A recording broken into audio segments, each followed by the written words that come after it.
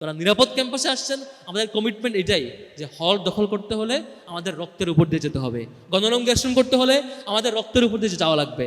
আমরা কোনোভাবেই আমাদের কোনো ছোট ভাই বোনকে একটা অনিরাপদ পরিবেশে, গণরঙ্গেশনের পরিবেশে যেতে দেব না ইনশাআল্লাহ। আমরা সেটা আটকেছি।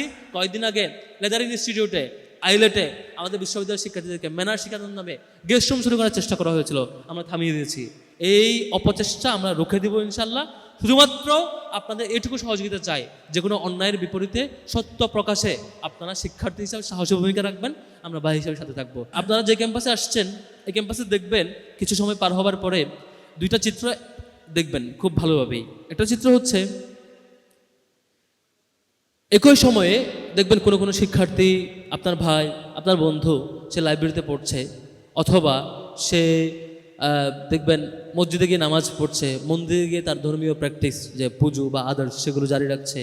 আবার সে বাইরের রিসোর্সকে জানবার জন্য, একাডেমিক নির্দিষ্ট সিলেবাসের বাইরে পড়বার জন্য বিভিন্ন সেমিনার, সিম্পোজিয়াম, পাঠচক্র, বিভিন্ন জায়গায় গিয়ে লাইব্রেরিতে গিয়ে সে পড়বার চেষ্টা করছে।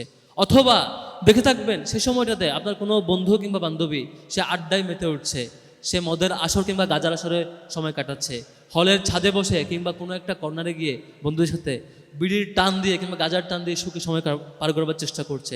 অথবা তিনি কোনো ভাইয়ের পিছে পিছে মিছিল করতে করতে সময় পার করার মধ্য দিয়ে তার আনন্দ, তার সর্বোচ্চ সফলতা তিনি মনে করছেন। 5টা বছর পার হওয়ার পরে দেখবেন একসাথে ক্লাস শুরু করেছিলেন আপনার কোনো এক বন্ধু, তিনি এখনো দিনে কয়েকবার মদ খাওয়ার মধ্য দিয়ে তিনি তার সফলতা খুঁজে পান। আরেক বন্ধু তিনি তার কেরিয়ারে উচ্চ শিখরে গিয়ে সবার আইডল হতে পারার মধ্য দিয়ে তিনি তার সফলতা খুঁজে পান। আরেক বন্ধু তিনি পিতামাতার স্বপ্নের সন্তান কিংবা তার চোখের আদর্শ, চক্ষুষিতকার এক সন্তান হিসেবে রূপ নিয়ে তিনি সকলের রোল মডেল হয়েছেন। আবার আপনি দেখবেন আরেক কোনো এক বন্ধু পিতামাতার অভিশপ্ত শয়তানে পরিণত হয়েছে, যাকে কেউ এখন দেখতে পার না। এলাকার যে যুবকেরা, এলাকার যে শিশুরা, যে মুরব্বীরা তাকে নিয়ে গর্ব করতো, 5 বছর পরে চিত্র পাল্টে গেছে। আমি আমার ক্যাম্পাসে দেখেছি, আমি যখন ফার্স্ট ইয়ার আসছি, একসাথে একই রুমে ঘুমিয়েছি, একসাথে মসজিদে গিয়ে নামাজ পড়েছি, ফজরের সময় নামাজ পড়েছি। 5 বছর পরে দেখেছি তিনি প্রকাশ্যে গাঁজা খান, প্রকাশ্যে মদ খান, প্রকাশ্যে আজে বাজে অশ্লীল কাজ করেন। তার বিবেকে একটু বাধা দেয় না, কারণ তার বিবেকটা তেমন করে গড়ে উঠেছে 5 বছরে। এই ক্যাম্পাসে সব কিছু আয়োজন আছে, কেউ আপনাকে নিষেধ করবে না তুমি এটা কইরো, এটা কইরো না। আপনি খারাপ কাজে জড়াতে পারেন, আপনি ভালো কাজে জড়াতে পারেন। মাঝে 5টা বছর এই ক্যাম্পাস কারোর জন্য অভিশাপের কারণ হয়, এই ক্যাম্পাস কারোর জন্য সফলতার কারণ হয়। আমার মনে হয় যে ভাই এবং বোনেরা এখানে উপস্থিত হয়েছেন, আপনারা আপনার বন্ধু বাছাই সতর্ক হবেন। যে বন্ধুরা আপনাকে বিপথে নিয়ে যায় তাদেরকে কাছে আনবার ক্ষেত্রে, কাছে আসবার ক্ষেত্রে, কাছে টেনে আনবার ক্ষেত্রে সতর্ক থাকবেন, সেটুকু অনুরোধ থাকবে। ক্যাম্পাসে বিশাল ডাইভার্স এরিয়া। এই ক্যাম্পাসে 5টা বছর পার হবার মধ্যে দেখবেন আপনার বন্ধু, আজকে পাশে যিনি বসে আছেন তিনি বেস্ট বিতার্কিক হয়ে বেড়ে উঠেছেন। আপনার যে বন্ধু তিনি ডিপার্টমেন্টে বেস্ট রেজাল্ট করে বের হয়ে উঠছেন। আপনার যে বন্ধু তিনি ভালো পড়াশোনা এবং অধ্যবসায়ের মধ্য দিয়ে তার সর্বোচ্চ সফলতার উচ্চ উদাহরণ তিনি দেখিয়েছেন প্রত্যেকটা জায়গায়। আপনার তিনি দেখবেন তিনি তার যত লিমিটেশন ছিল সবকটা লিমিটেশন তিনি এখানে ফেস করে তিনি তার কোয়ালিটি দেখাতে পেরেছেন। আমরা দেখবো হয়তো সেটি, আবার বিপরীতে দেখব কেউ হারিয়ে যাচ্ছেন। সম্মানিত ভাইয়েরা, আবার দেখে থাকবেন আজকে আপনারা খুব ভালো সময় পার করছেন, একটা সময় আসবে কেউ ষড়যন্ত্র করবে, আপনাদেরকে দাস বানানোর প্রকল্প হাজির করবে। কেমন করে তিলে তিলে প্রথম বর্ষের শিক্ষার্থীদেরকে দাস বানানো যায়, কেমন করে বাধ্য করে মিছিলে নেওয়া যায়, সেই ষড়যন্ত্র কেউ না কেউ করবে, এখনো শুরু করেছে। কেয়ারফুল থাকা দরকার। আমরা একটা সময় দেখেছিলাম এখানে প্রথম বর্ষের শিক্ষার্থীদেরকে বলা হতো তুই ডিবেটে যাবি কেন, তুই ওই প্রোগ্রামে যাবি কেন, হুমকি দেওয়া হতো, গেলে পিটানো হইতো। তাকে বলা হইতো এই ক্যাম্পাস তার নিজস্ব রাজনৈতিক অর্জন, এই ক্যাম্পাসে আপনি গেলে তার ম্যান্ডেট নিয়ে যাওয়া লাগবে। বলা হতো তার মিছিলে না গেলে আপনাকে পিটানো হবে, আপনি কিছু বলতে পারবেন না, আপনি ক্লাস ফাঁকি দিয়ে তার মিছিলে যাওয়া লাগবে, আর নয়তো আপনাকে টর্চার করা হবে। এই ধরনের পরিবেশ এই ক্যাম্পাসে ছিল। সামনেও ফিরে আনার কেউ কেউ হয়তো চেষ্টা করবে। আজকে প্রোগ্রামের ট্যাগলাইন দেখছেন, নিরাপদ ক্যাম্পাসে স্বপ্নের কেরিয়ার, এই টাইপের ট্যাগলাইন কাছাকাছি। নিরাপদ ক্যাম্পাস নিরাপদ রাখাটা আমাদের দায়িত্ব। সম্মানিত ভাইয়েরা, আমরা ডাকসু জায়গা থেকে আমরা চেষ্টা করেছি।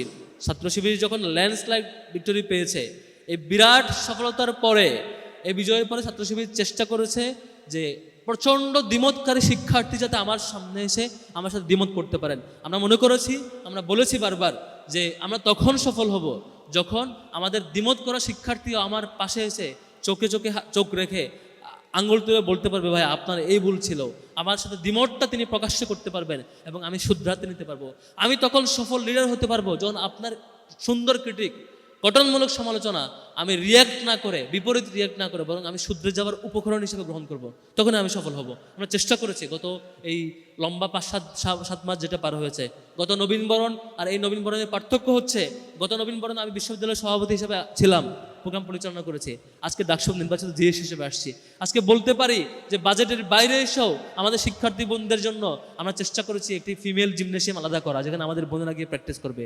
আমরা বলতে পারি আমরা চেষ্টা করেছি বাস রোডে স্পেশাল বাজেট নিয়ে এসে, শনিবারের বাস কিংবা সান্ধ্যকালীন বাস রোড চেষ্টা করা। আমরা যে বলতে পারবো আমরা চেষ্টা করেছি সেন্টারের মধ্যে সংস্কার নিশ্চিত করা। আমরা বলতে পারি আমরা চেষ্টা করেছি যে বিশ্ববিদ্যালয়ের ডাকসু নির্বাচন যাতে একাডেমিক ক্যালেন্ডারে থাকে, সেটি সর্বোচ্চ ম্যানেজমেন্ট মিটিংয়ে অ্যাপ্রুভ করে ক্যালেন্ডার কমিটিতে নিয়ে যাওয়া। আমরা বলতে পারবো যে আমাদের মাতৃত্বকালীন ছুটি সহ যেসব এজেন্ডা ইশতেহারে ছিল, সব ইশতেহারগুলো আমরা পুনর্জনের চেষ্টা করেছি। আমরা বলতে পারবো ইশতেহারের বাইরে এসে আমাদের বোনদের জন্য আমরা কয়েকদিন আগে বেশ কয়েকটা হলে রিডিং রুম আমরা এসি হস্তান্তর করেছি, যাতে করে আপনাদেরকে সেন্ট্রাল লাইব্রেরিতে লাইন ধরতে না হয়। আমাদের কমিটমেন্ট এইটা। একটা সময় আমরা দাঁড়িয়ে বলবো যে ভাই, আমরা ইশতেহারের লিখিত কমিটমেন্টদের ভিতরে আমরা আবদ্ধ ছিলাম না, বরং আমরা আমাদের হৃদয়ের সর্বোচ্চটুকু বুঝ দিয়ে, আমাদের সক্ষমতার সর্বোচ্চটুকু, আমাদের চিন্তার সর্বোচ্চটুকু শক্তি দিয়ে আপনাদের কাছাকাছি যাওয়ার চেষ্টা করেছি, আপনাদের চাওয়াগুলো পূরণ করার চেষ্টা করেছি। আপনার হৃদয়ের চাহিদা আমাদের হৃদয়ের চাহিদার সাথে অ্যাডজাস্ট করার চেষ্টা করেছি।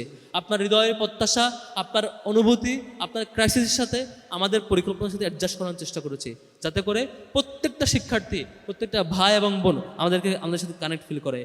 আপনারা দেখেছেন গত কয়েকদিন আগে শাহবাগের ঘটনা, ছোট্ট একটা ঘটনাকে কেন্দ্র করে তারা একটা ফেক ফটো ছড়িয়ে নির্দিষ্ট একটা ছাত্র সংগঠন শেষ পর্যন্ত শাহবাগে মব তৈরি করে থানায় আক্রমণ করে, যে আইনের সহযোগিতা চাওয়া ভিকটিম শিক্ষার্থী, যার ব্যাপারে মিথ্যা ফটোকার্ড ছড়ানো হয়েছিল ছাত্র শিবিরের দায়িত্বশীল, তার উপর টর্চার করা হয়েছে, তাকে আইনের সহযোগিতা দেওয়া হয় না। বিপরীতে সেখানে যখন আমরা যাই, আমাদের রাষ্ট্রপ্রতিনিধিকে আক্রমণ করা হয়। তারা একটাই চায়, একটাই পরিকল্পনা, সামনে হয়তো মিলিয়ে নেবেন আপনারা, তারা চায় ছোট ইস্যুকে কেন্দ্র করে সংঘাত তৈরি করবে, সংঘাত তৈরি করে দুই গ্রুপে এখানে মারামারি হবে, মারামারি হওয়ার পর এখানে পুলিশ ঢুকাবে, পুলিশ ঢুকায় বলবে যে দুই গ্রুপে মারামারি হয়েছে, সেজন্য পুলিশ আসছে, তারপরে হল দখল করবে। পুলিশের সহযোগিতায় হল দখল করে আগের যে মডেল, সেটি হচ্ছে একটা দলকে হল বন্ধক দিয়ে দেওয়া, তারপরে সেই গণরুম গেস্টরুম ফিরিয়ে নিয়ে আসা। আপনাদের মধ্যে বিনীত অনুরোধ থাকবে, কখনো যখন এরকম কৃত্রিম সংকট তৈরি করার প্রকল্প চলবে, কখনো যখন সংকট তৈরি করে পুলিশ ঢুকিয়ে বাজে পরিস্থিতি তৈরি করে হল দখল করে কোনো দলকে বন্ধক দিয়ে দেওয়ার চেষ্টা করা হবে, আপনারা অন্তত শিক্ষার্থীর জায়গা থেকে প্রতিবাদ করবেন। ছাত্র শিবিরের সকল কর্মসূচির সাথে আপনি দ্বিমত করতে পারেন, ছাত্র শিবিরের সাথে প্রচণ্ড দ্বিমত করার স্বাধীনতা আপনার থাকবে।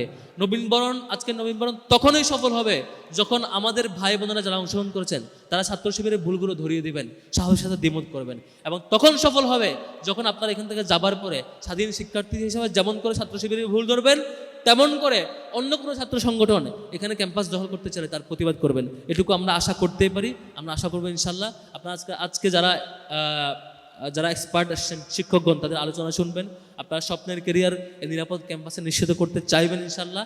ডাকসুর জায়গা থেকে আপনাদের ভাই হিসাবে প্রত্যেকটা ভাই বোনের সাথে আমরা পাশে থাকবো ইনশাল্লাহ।